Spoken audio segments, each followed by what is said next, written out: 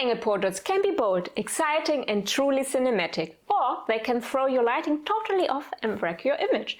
Today I'm going to show you on a real shoot what really matters with 20mm versus 35mm.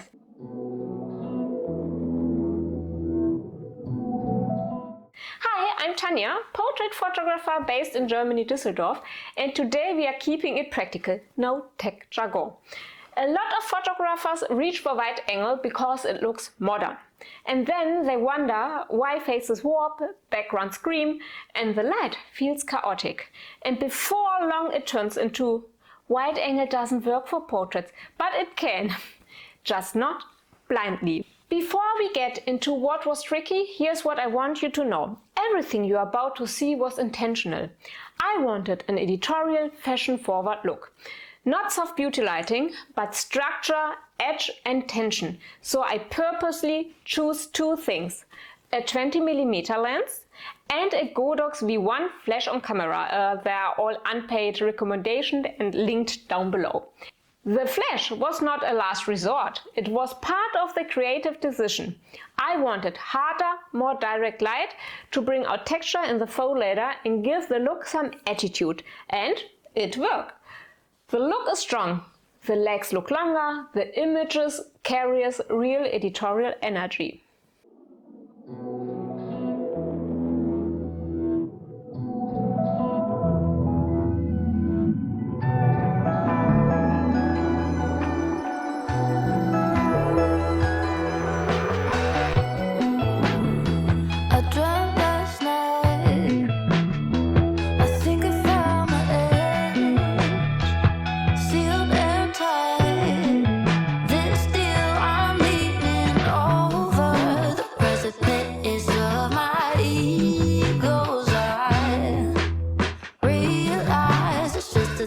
To give to the other side.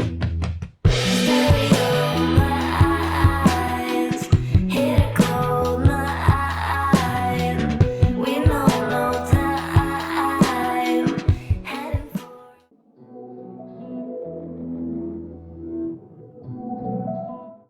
Why 20mm still hit its limits?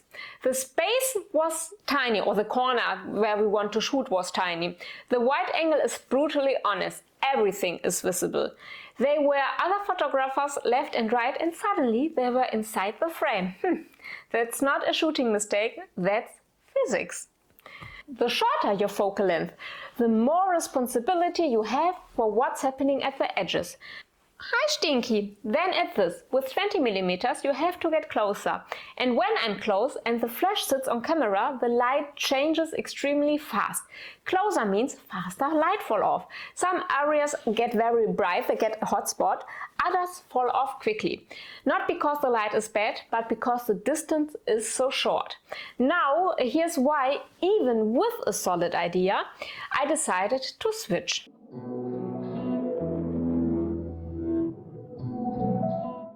I switched lenses not because the concept was wrong, but because I realized this space was no longer working with the idea. And this is something I really want you to take away. Good photography isn't about stubbornly sticking to a plan. It's about recognizing when you need more control. I switched to my 35mm from Tamron. Still enough space, but significantly calmer. I could step back, the flash spread more evenly, and controlling the edges became much easier.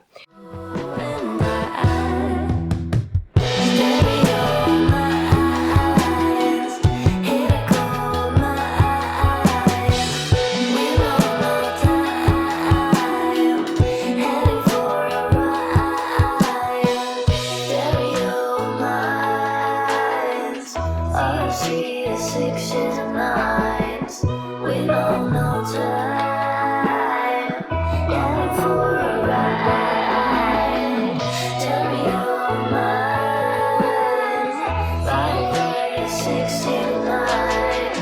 We don't know time. If this helped you so far, give it a like and subscribe, because in a moment I will show you how to make on-camera flash look completely natural. But first, a mini summary about wide-angle pros and cons. We start with the advantages. The 20mm gives more energy, dynamics, a very cool editorial punch. It's perfect for fashion when you have room. And now we move to the disadvantages.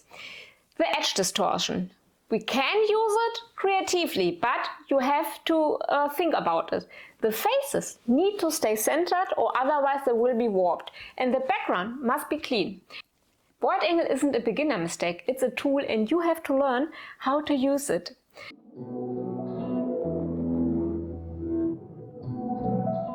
And now we move on to the second look. After that, I intentionally moved to the black couch because magenta tones in faux leather need a background that supports them. Black gives clarity, edge and calm.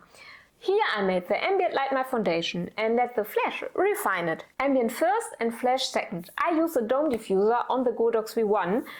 That's why it feels natural. The room stays present, the model stays. The flash doesn't shout, it helps. I don't wanna miss you. I wanted to know that you'd understand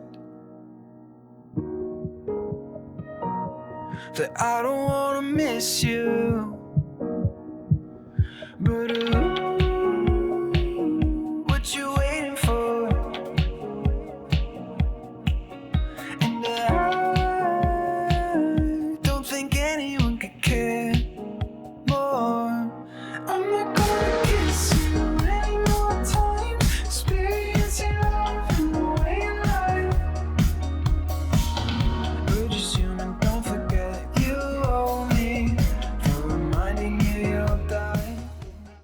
Please pay attention to small background details. I kept this little red flower that you see on purpose because it matches the outfit's color. It connects the image. In the same shot, I removed other distracting elements because they pulled attention away. There was a blue flower, there was some other mess around, and I look intentionally at the picture and remove everything that don't support the image. So always ask yourself, does this detail support my subject or compete with it? And here's the beautiful part. Cindy was shooting alongside me, same model, but different eye. And that shows one thing clearly. If your lighting, lens and concept are aligned, the setup works, no matter who is behind the camera. Take this with you. 20mm isn't wrong. 35mm isn't boring. It's about control and about choosing with intention. If you want to see how I use the Godox V1 outdoors, then watch the next video and we will see us next week. Bye!